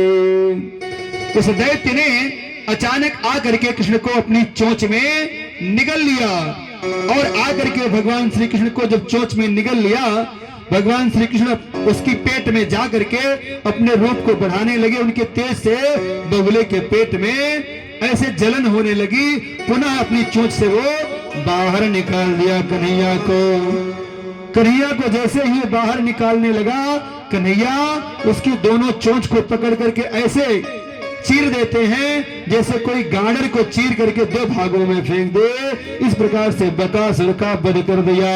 बोले वृंदावन बिहारी लाल के। करे बकासुर कौन था? एक है ग्रीव दैत्य का पुत्र उत्कल था। उसने सारे देवताओं को जीत करके इंद्र का छत्र लेकर के अन्य राज्यों पर भी शासन करने लगा। एक बार घूमता हुआ सिंधु संगम पर जाजल मुनि के आश्रम पर जा पहुंचा और वहां पर बंसी के द्वारा मछलियों को खींच खींच करके वो खा रहा था। इस प्रकार से वहां पर जाजल मुनि जब देखते हैं ऐसे दृश्य को, उसे बगुला होने का श्राप दे देते हैं। बोले वृंदावन बिहारी लाल के। आज कन्हैया ने इसका भी उद्धार किया। कह रहे हैं एक दूसरे राक्षस को कंस भेजता है कि ऐसे लोग जा रहे हैं, कोई मार नहीं पा रहा है, तुम जाओ और अब की बार उसको मार करके ही आना। यह अघासुर को आज भेज रहे हैं। एक दिवस गए पुल न मझारा, एक दिवस गए पुल न मझारा, एक दिवस गए, एक दिवस गए पुल न मझारा, एक दिवस गए पुल न मझारा। निज निज भोजन, निज निज भोजन सब ही उतारा, निज निज भोजन सब ही उतारा, एक दिवस गए पुली न मझारा, एक दिवस गए। एक दिवस सभी बच्चे गौ चराने के लिए गए हैं। वहां पर सभी लोग दोपहर में अपने अपने भोजन को निकाल करके बैठ करके खाने लगते हैं। सभी ग्वाल बाल अपना अपना भोजन खा करके जब शांत चित्त होकर के बैठते हैं, तभी अघासुर वहां पर पहुंचता है और वह सोचने लगा कि यह कृष्ण ही हमारे भाई और हमारे बहन का हत्यारा है। आज मैं इसे दल बल से मारूंगा। यह प्राण करे अजगर बना, यह प्राण करे अजगर बना, अयोजन एक प्रमाण, एक होठ नभ से लगा और दूजा तुला धरा तुला।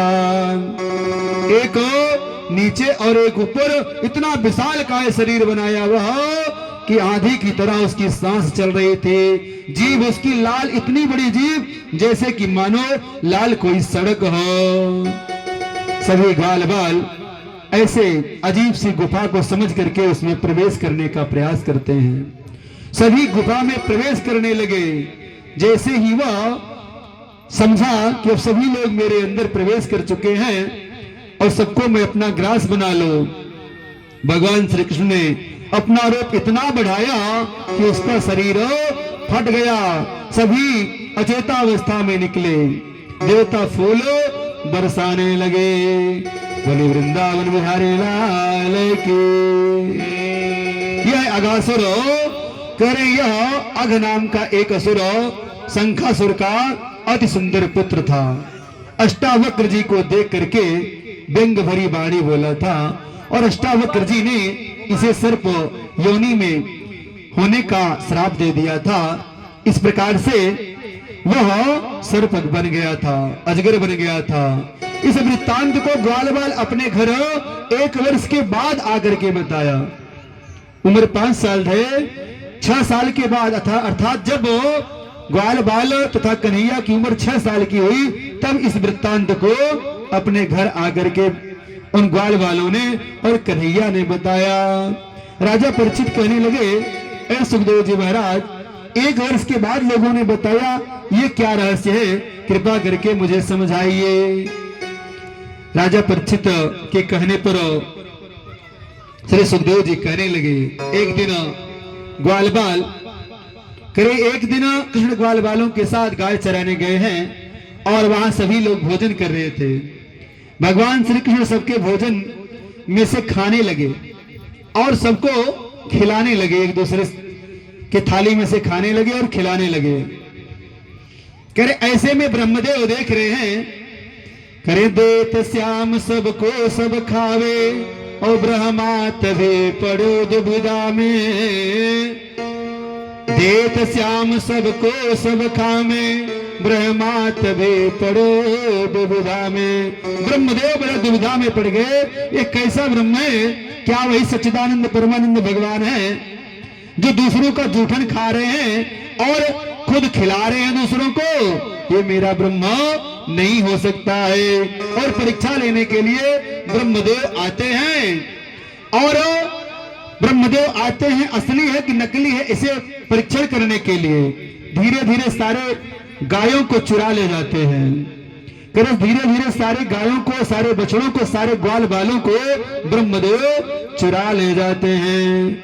भगवान श्री कृष्ण सारी बात समझ ली। फिर भगवान श्री कृष्ण एक दूसरा ग्वालबाल उसी रूप का, ठीक वैसा ही ग्वालबाल और सारी गायों को पुनः निर्माण करते हैं अपनी मानसिक शक्ति के बल पर।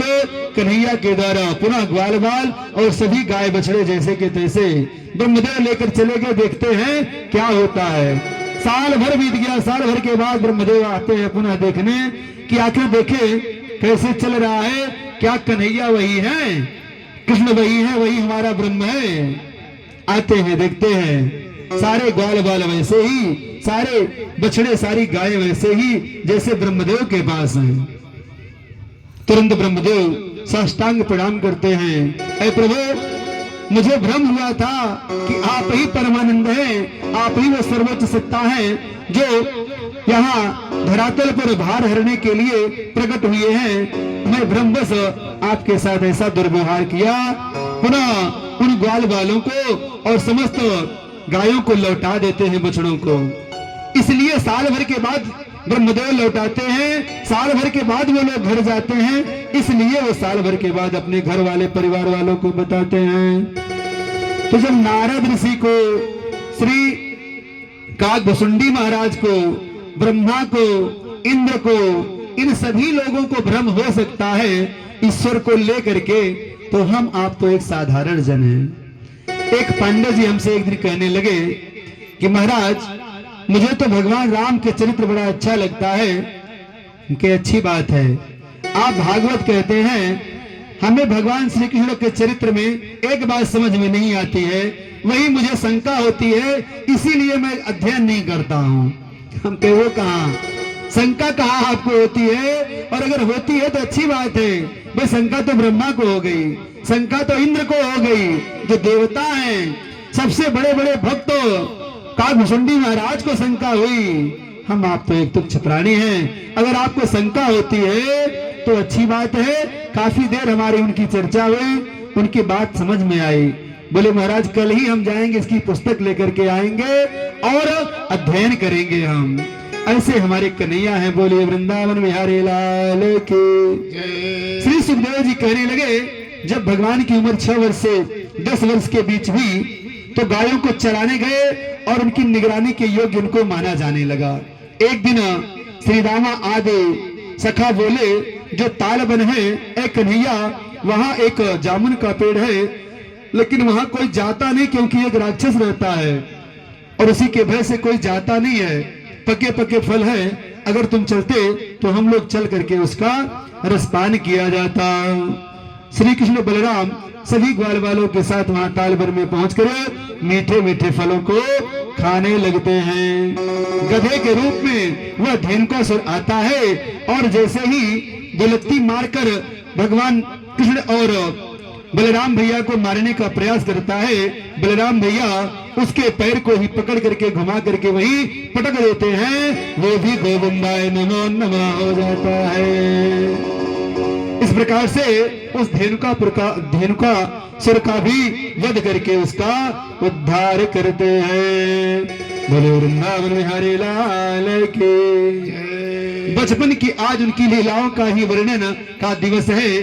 कन्हैया किन किन लीलाओं को बचपन में किए थे, हम चाहते हैं उन सारी लीलाओं का दर्शन आपको कराया जाए। करे एक बार सभी ग्वालवाल के साथ कृष्ण यमुना के किनारे गाय चरा रहे थे।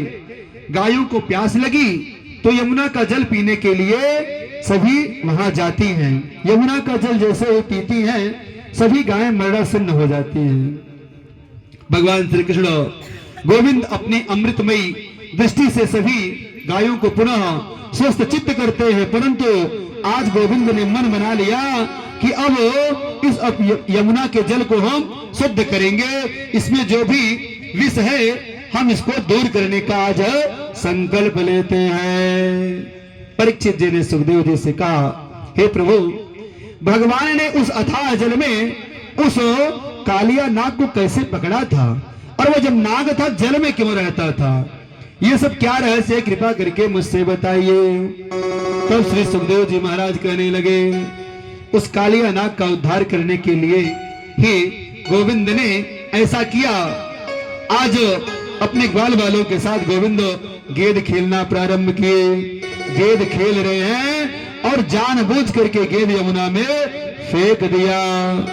श्री रामा कहने लगे, कन्हैया मुझे मेरा गेंद चाहिए और ला करके मुझे मेरा गेंद दे दो।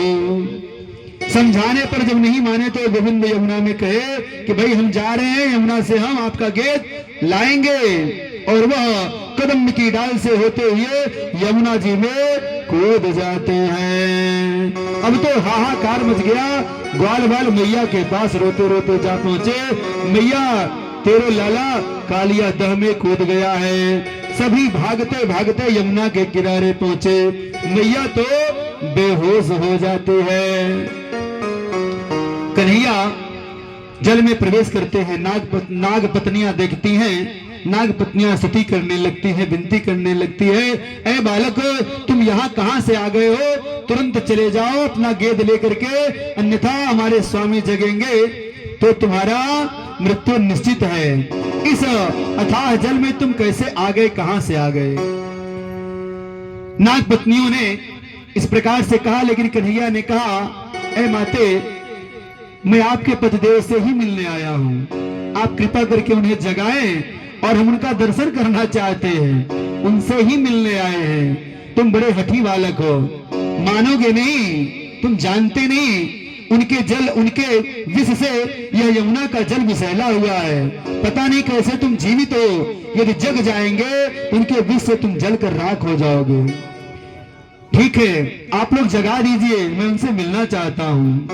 कन्हैया छोटी सी अवस्था है, पूंछ पर पैर पटक रहे हैं, धीरे धीरे खुद जगाने का प्रयास करते हैं, धीरे धीरे पूंछ को दबाते हैं। कालिया नाग धीरे धीरे फन फुफकारता हुआ खड़ा हो जाता है, जग जाता है, और ऐसे कन्हैया को पकड़ करके अपने पूंछ में लपेट लेता है, जैसे सर्प चूहे को लपेट लेता हो और अपने मुंह में गटक लेता हो। इस प्रकार से कन्हैया को लपेट लिया। कन्हैया अपना शरीर बढ़ाए, जैसे ही अपना शरीर बढ़ाया और उसके बाद एकाएक छोटा शरीर, पतला शरीर करके ऊपर कूद कर उसके मस्तक पर फण पर आकर के कूद जाते हैं। भले वृंदावन बिहारी लाल के। उस करे उसके फण पर खड़े हो गए। जब एक एक फण से दूसरे फण से वह कन्हैया को खाने, मारने का, काटने का प्रयास करता, कन्हैया उसके सभी फड़ों पर कूद कूद करके फड़ों को रक्त रंजित करने लगे। तब प्रभु ताता थैया करके नृत्य करने लगे। सभी देवता देख करके निहाल हो गए। 101 फणों को रक्त रंजित कर दिया। कालिया नाग समझ गया कि जिसे मैं नन्हा सा बालक समझ रहा था वह साक्षात नारायण है, और मन ही मन वह प्रणाम करने लगा। नाग पत्नियां डर गई, नन्हा सा बालक ये तो गजब कर दिया, और स्तुति करने लगी। भगवान प्रसन्न हो गए। नाग पत्नियों तुम क्या चाहती हो। नाग पत्नियां कहने लगी, ऐ प्रभु यदि आप मुझ पर प्रसन्न हैं, कुछ देना ही चाहते हैं, तो मेरे पति का जीवन रक्षा कर दीजिए, उनके प्राणों की रक्षा, प्राण दान दे दीजिए, बस इतना ही करिए। करे नाग, कालिया नाग अपने फणों पर प्रभु को लेकर के ऊपर आता है। प्रभु बाहर निकल करके आते हैं और वह नाग वहां से प्रस्थान करता है। गोविंद उसको क्षमा दान देते हैं, प्राण दान देते हैं, कहते हैं तुम जा करके रमणक द्वीप पर निवास करो। बोला वहां पर यदि मैं निवास करूंगा तो आप विष्णु अवतार में आपका जो वाहन गरुड़ है वह मुझे मार डालेगा। बोले नहीं, अब मेरा वाहन आपको कुछ नहीं करेगा, नहीं मारेगा, क्योंकि तुम्हारे फण पर मेरे पैरों के चिन्ह बने हैं, इसलिए अब आपको किसी प्रकार की क्षति नहीं होगी। गोविंद को देख करके सभी ब्रजवासी खुश हुए, प्रसन्न हुए और प्रसन्नता पूर्वक नाच उठे। गोविंद मेरो है, गोपाल मेरो है, गोविंद मेरो है, गोपाल मेरो है, गोविंद मेरो है, गोपाल मेरो है, गोविंद मेरो है, गोपाल मेरो है, गोविंद मेरो है, गोपाल मेरो है, गोविंद मेरो है, गोपाल मेरो है, गोविंद मेरो है, गोपाल मेरो है। श्री राधा रमण, श्री राधा रमण, नंदलाल मेरो है, गोविंद मेरो है, गोपाल मेरो है, गोविंद मेरो है, गोपाल मेरो है, गोविंद मेरो है, गोपाल मेरो है। श्री राधा रमण, नंदलाल मेरो है, श्री राधा रमण, नंदलाल मेरो है, गोविंद मेरो है, गोपाल मेरो है, गोविंद मेरो है, गोपाल मेरो है, गोविंद मेरो है, गोपाल मेरो है, गोविंद मेरो है, गोपाल मेरो है, गोविंद मेरो है, गोपाल मेरो है, गोविंद मेरो है, गोपाल मेरो है, गोविंद मेरो है, गोपाल मेरो है, गोविंद मेरो है, गोपाल मेरो। बोलो वृंदावन बिहारी लाल की, सच्चिदानंद भगवान की।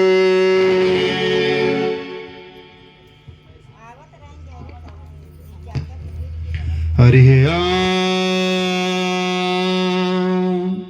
करे सभी लोग प्रसन्न होते हैं, खुशियां मनाने लगते हैं और काफी संध्या का समय हो गया है और वहीं सब रुक जाते हैं। रात वहीं रुक जा रहे हैं, कह रहे हैं जब कालियानाग को भगा कर निकले तो धीरे धीरे रात हो गई, सभी थके थे, ठंडी ठंडी हवा चली और सभी सो गए। आधी रात के समय जंगल में दावाग्नि प्रकट हो गई, भभक उठी और सभी को जलाने लगे। सभी आग से ग्रसित होकर के त्राहिमाम करके कन्हैया के पास आए और कन्हैया उस दावाग्नि को पान कर लिए। इस प्रकार से दावाग्नि शांत हो गई। क्यों? वह अग्नि भगवान श्री कृष्ण के अर्थात उस पुरुष के परम ब्रह्म परमात्मा के मुख से निकली हुई है। क्यों कहा गया है? चंद्रमा मन से जाता, चक्षु सूर्यो अजायता, श्रोताद्वायुश्च प्राणश्च, मुखादग्निरे अजायतः, मुखादग्निरे अजायतः।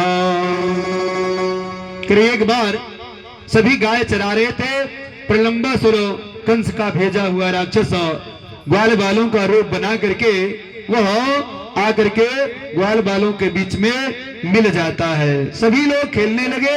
दो टोली बनाई गई, एक टोली के नायक कन्हैया हुए, दूसरे टोली का नायक बलराम भैया हुए। और कहा गया कि जो टोली जीतेगी, हारी हुई टोली करे जो जीतेगी उस टोली को हारी हुई टोली पीठ पर बिठा करके चक्कर लगाएगी, घुमाएगी। ये शर्त रखी गई। सभी लोग बोले ठीक है। अब सभी लोग इस प्रकार से खेल रहे हैं। कन्हैया की पार्टी जीत गई है और बलराम भैया की पार्टी हार गई है। तो बलराम भैया के जितने भी पार्टी में गोल में लोग थे, सभी लोग कन्हैया वाली गोल के लोगों को अपनी पीठ पर बिठा बिठा करके टहला रहे हैं, सबको घुमा रहे हैं। प्रलंबासुर उसी बीच में आ गया है, घुस गया है। वह धीरे धीरे ग्वाल वालों को अपनी पीठ पर बिठाने का नाटक करता हुआ ले जाकर के कहीं चुरा दिया करता। प्रलंबासुर की इस प्रकार से की गई गतिविधियों को कन्हैया समझ गए और कन्हैया उसी के पीठ पे बैठे और इतना भार अपना बढ़ाया कि प्रलंबासुर वही सह नहीं सका और अपने असली रूप में आ गया। उसी समय एक घूसा ऐसा मारे प्रलंबासुर वही गोविंदाय नमो नमः हो गया। बोले वृंदावन बिहारी लाल के। हेमंते प्रथमे मासे नंद ब्रज कुमारिका अचेतुर्हिस्य विश्चिन्ते भुजंगानां काव्य रचना व्रताम। श्री सुखदेव जी महाराज कहते हैं, ए परीक्षित, हेमंत ऋतु का पहला महीना अगहन आया और तब ब्रज कन्याओं ने गोविंद को पति के रूप में पाने के लिए कात्यायनी देवी का पूजा आरंभ किया।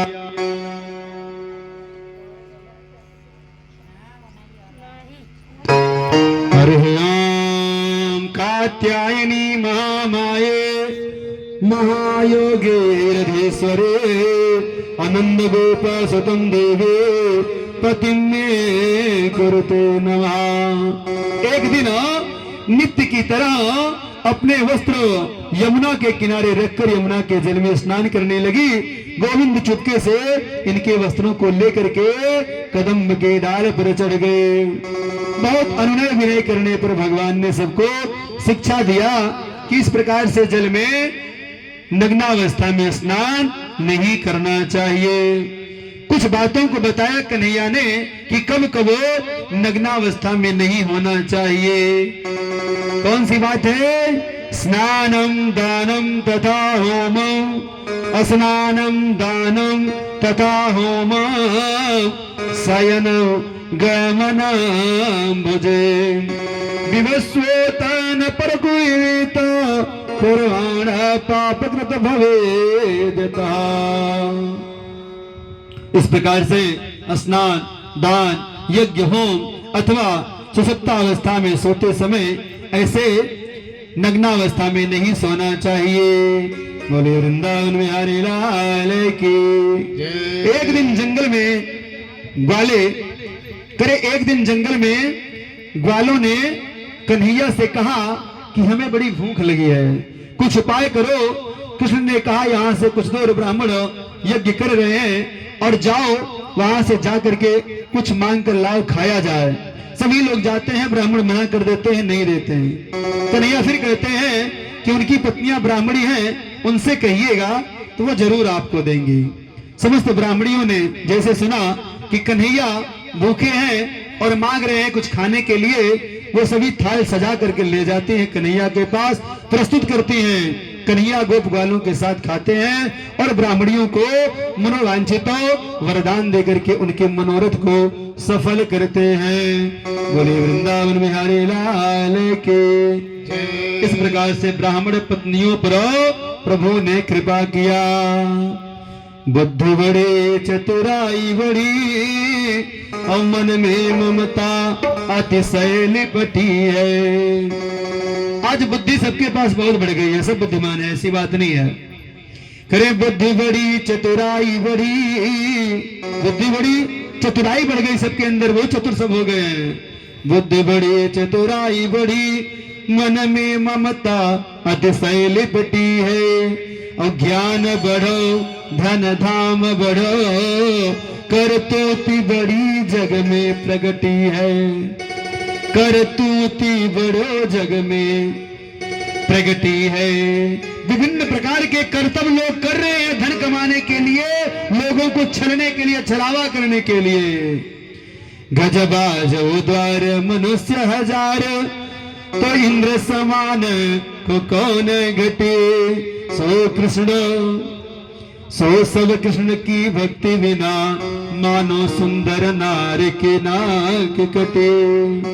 ये सारी चीजें तभी सुशोभित हैं जब कन्हैया की भक्ति में हम आप रमे रहते हैं। आइए एक छोटा सा भजन, काफी देर से आप लोग सुन रहे हैं, एक छोटा सा भजन, तत्पश्चात कथा को आगे बढ़ाते हैं। इतनी कृपा हो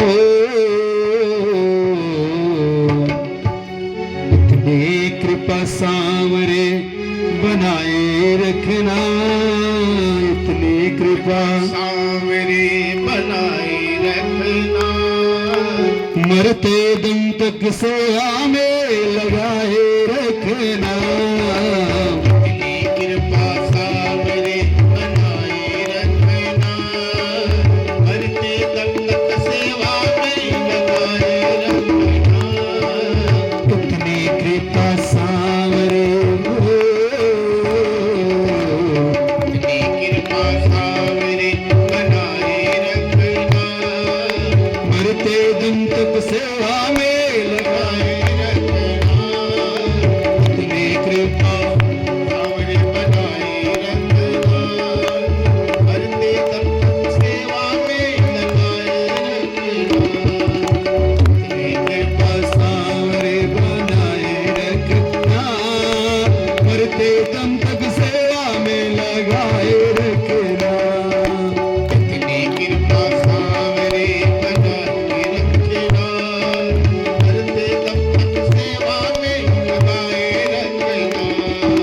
जन्म जन्म तक तेरा मेरा जन्म जन्म तक तेरा मेरा, जन्म जन्म तक तेरा मेरा जन्म जन्म तक तेरा मेरा। साथ कभी ना छूटे, साथ कभी ना छूटे, टूट जाए सांसों की लड़ियां, टूट जाए टूट जाए सांसों की लड़ियां, टूट जाए ये नाम कभी ना छूटे।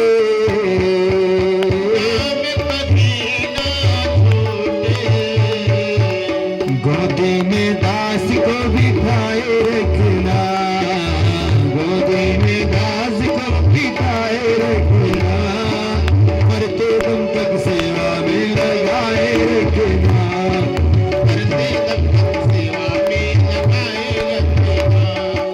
अपनी कृपा सांवरे बनाए रखना, मरते दम तक सेवा में लगाए रखना।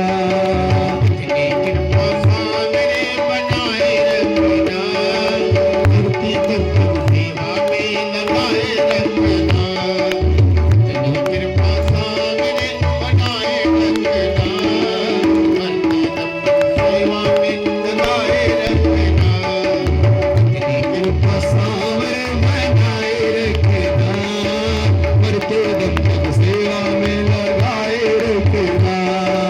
मैं तेरा तो मेरा काना,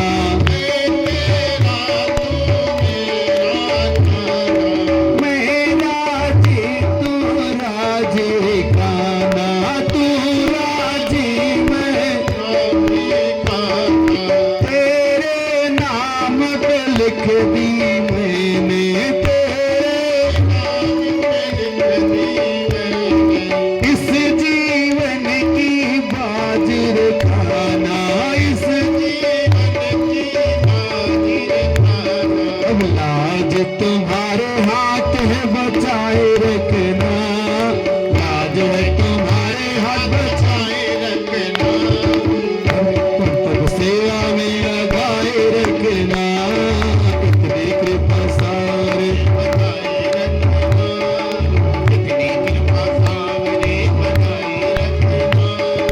मरते दम तक सेवा में लगाए रखना, इतनी कृपा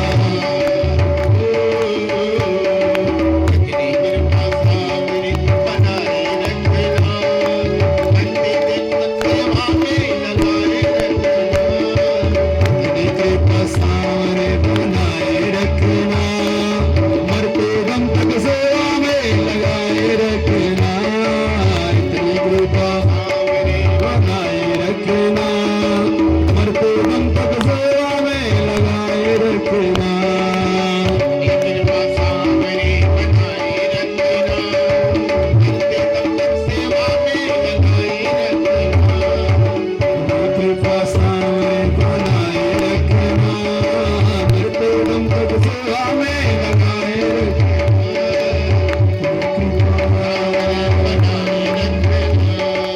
हाथ जोड़ मैं करूं प्रार्थना हाथ जोड़ मैं भूल कभी ना जाना हाथ जोड़ मैं करो प्रार्थना भूल कभी ना जाना तेरे दर पर बना रहे बस तेरे दर पर बना रहे मेरा आना जाना तेरे दर पर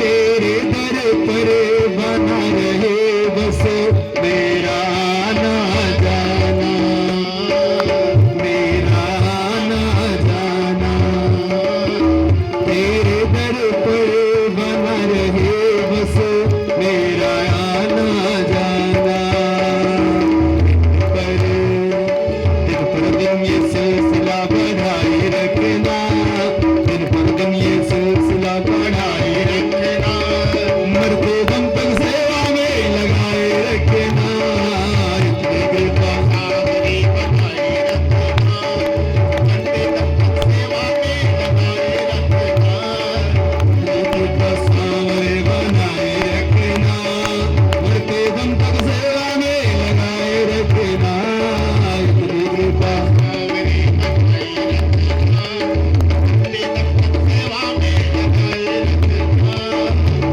कृपा सावरी बनाए रखना घंटे तक सेवा में लगाए बोलो वृंदावन बिहारी लाल की एक दिन इंद्र की पूजा के लिए तैयारियां हो रही हैं और कान्हा ने पूछा ए बाबा ये सब इतनी धूमधाम से तैयारियां क्यों हो रही है किसकी पूजा होगी नंद बाबा कहते हैं भैया आज इंद्रदेव की पूजा की तैयारियां हो रही है कान्हा ने कहा कि बाबा इंद्रदेव की पूजा क्यों की जाती है अरे हम लोगों के पालनहार इस गोवर्धन महाराज की पूजा क्यों नहीं करते जहां पर विभिन्न प्रकार के पदार्थ हमारे जीवन से जुड़े हुए हैं और मिलते हैं हम लोगों की रक्षा सदैव ये करता है ये हम लोगों का पालनहार है इसकी पूजा न करके गोवर्धन की आप सभी लोग क्यों इंद्रदेव की पूजा करते हैं अब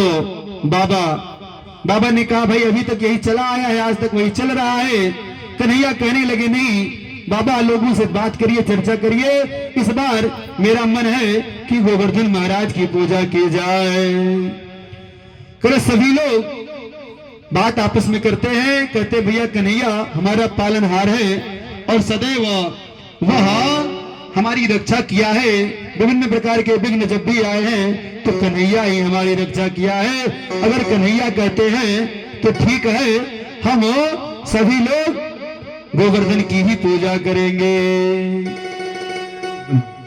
ठीक गोवर्धन की पूजा करने के लिए सभी लोग तैयार होते हैं ढेर सारा भोजन सामग्री इकट्ठा करते हैं और गोवर्धन देवता की पूजा करने के लिए 7 कोस की परिक्रमा लोगों ने किया और गोवर्धन देवता की पूजा किया स्वयं गोवर्धन पर विराजमान होकर के कन्हैया सबके द्वारा दिए गए भोजन को भोग को सामग्री को पानी करते हैं खाते हैं और सबको दिव्य दर्शन देते हैं सभी लोग बहुत प्रसन्न होते हैं लेकिन इधर इंद्र देवता कुपित हो रहे हैं कि मेरी पूजा आखिर आज के दिन सारे लोग करते थे क्यों नहीं हो रही है अब इंद्र देवता कुपित हुए देखते हैं कि मेरी पूजा न करके गोवर्धन की पूजा सभी लोग कर रहे हैं इंद्र देवता पानी बारिश करने लगे घोर घनघोर बारिश होने लगी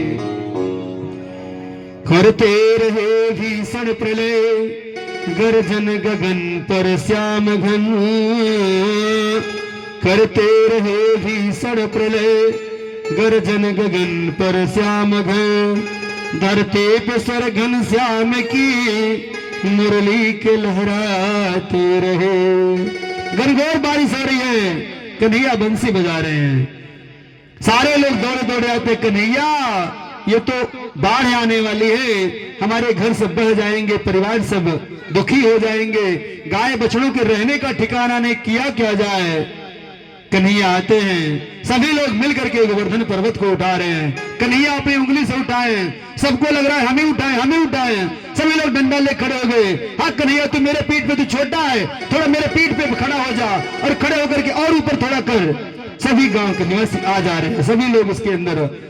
कन्हैया एक हाथ से उस पर्वत को थामे हुए, दूसरे हाथ से बांसुरी बजा रहे हैं। इंद्र देवता और कुपित होकर के बारिश कर रहे हैं। करते रहे भीषण प्रलय और गर्जन गगन पर श्याम घर, धरती पे स्वर घन श्याम की मुरली के लहराते रहे। बढ़ता रहा अभिमान मोहित क्रोध प्रतिपल इंद्र का, गिरिराज को धारण किए ब्रजराज मुस्काते रहे, ब्रजराज मुस्काते रहे। एक होड़ सी लगने लगी फिर वज्र में और चक्र में, एक होड़ सी लगने लगी, एक होड़ सी लगने लगी फिर वज्र में और चक्र में। धरती गगन के बीच में क्रंतन स्वर मंत्र टकराते रहे, धरती गगन के बीच करो स्वर मंत्र टकराते रहे। उधर बारिश की स्वर हो रही है, इधर सभी लोग कन्हैया का जय जयकारा लगा रहे हैं, और श्री कृष्ण की शरण में निर्भय सभी लोग गा रहे हैं। सभी नर नारे क्या गा रहे हैं? हमारो कान्हा गोवर्धन गिरधारी, हमारो